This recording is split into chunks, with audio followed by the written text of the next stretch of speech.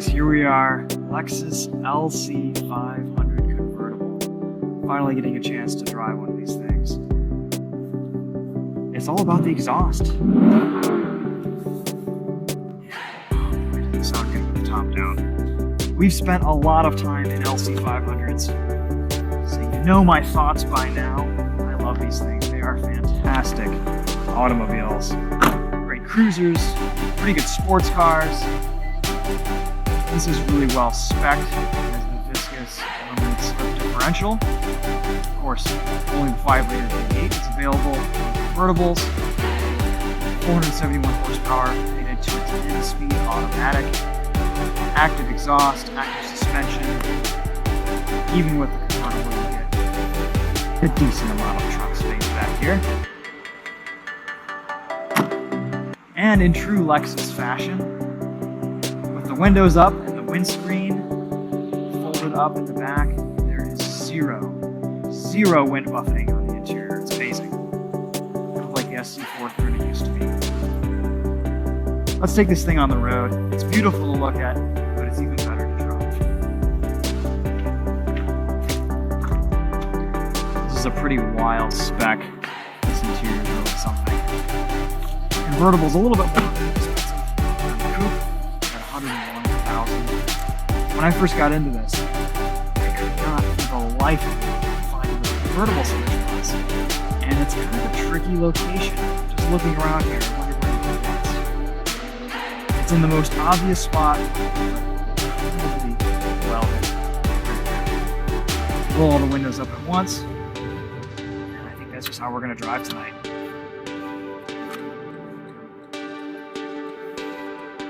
While we're here, let's turn off traction control. Have a little bit of full stop. Hold it until you see ESC off.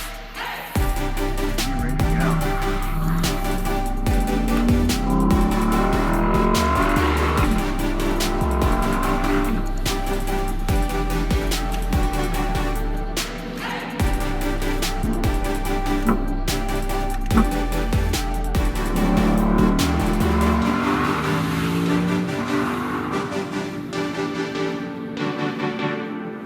What a sound. What an exhaust. I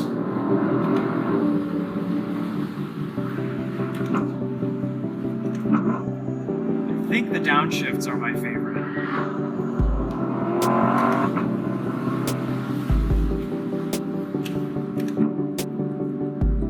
It's just a symphony.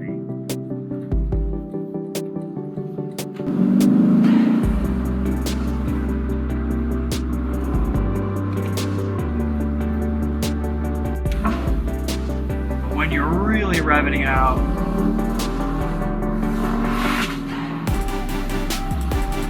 this thing is just great. A really nice level of torque. It's not so fast that you can't enjoy it on the street, but it still gives you a satisfying push.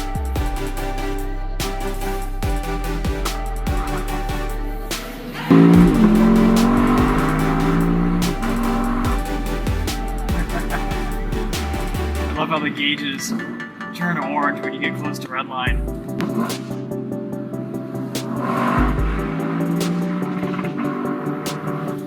And that has got to be one of the most intoxicating rev limiters on sale today. Just amazing.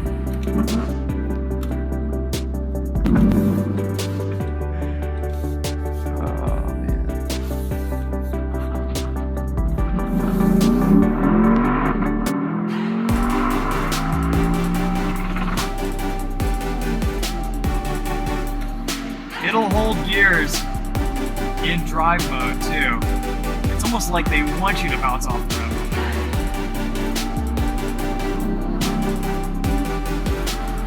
This 10-speed's fantastic. Lets you have a little fun. Lets you have control.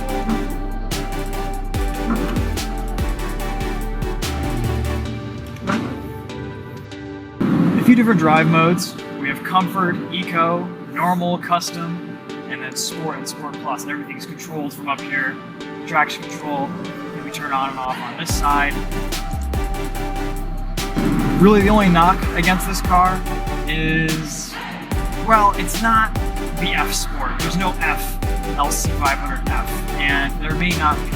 Chances are there will be. But as it sits, it's a really, really amazing car that kind of splits the difference between the F performance cars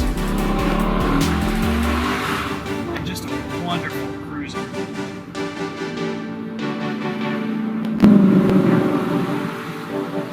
You can slide this thing around. It's fun on track. The infotainment is a total mess, but you know what?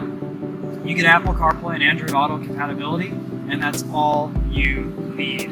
And with the touchpad, you get used to it. So, not a deal breaker. Don't worry about the touchpad. It's not a deal breaker. If you want one of these cars, get it, set up all your stuff, and use Apple CarPlay or Android Auto, and just enjoy the drive.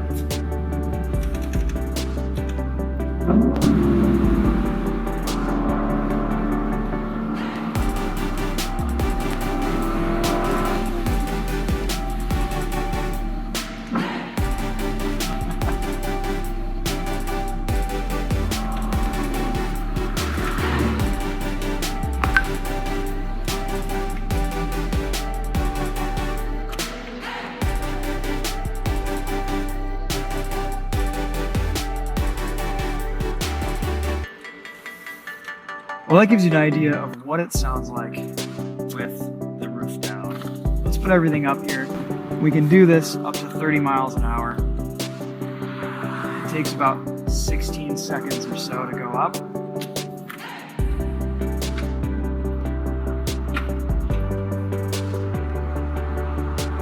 And we're good.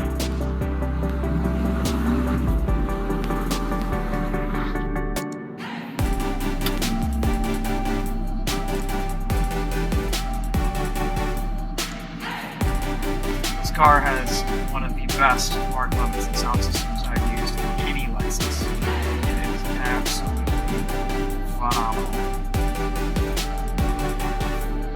With the roof up, not a lot of creaks, not a lot of sound.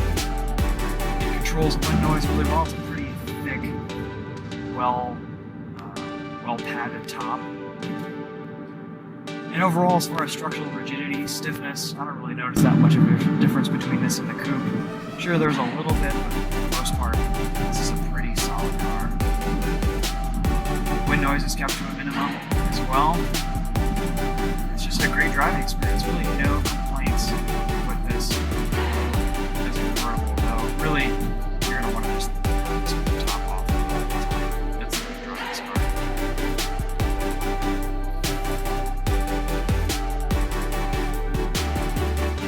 This touchpad it's still pretty useful.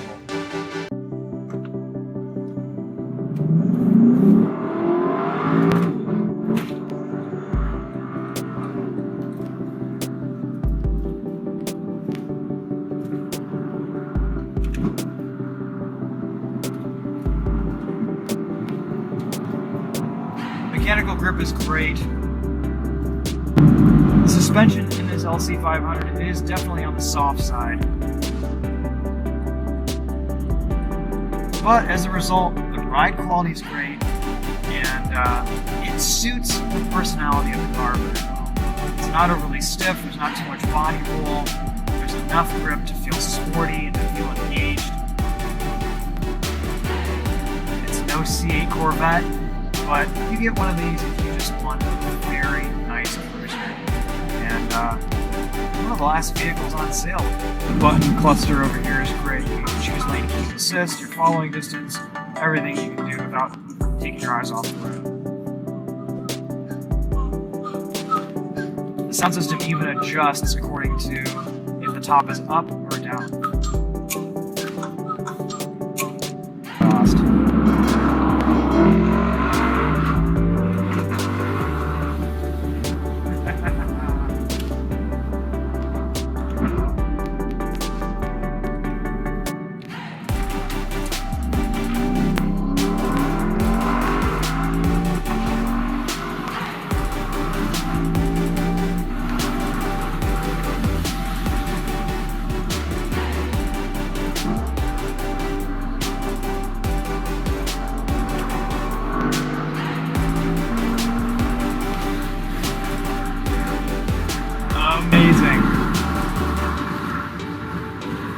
highway speeds, I can barely feel a breeze in here.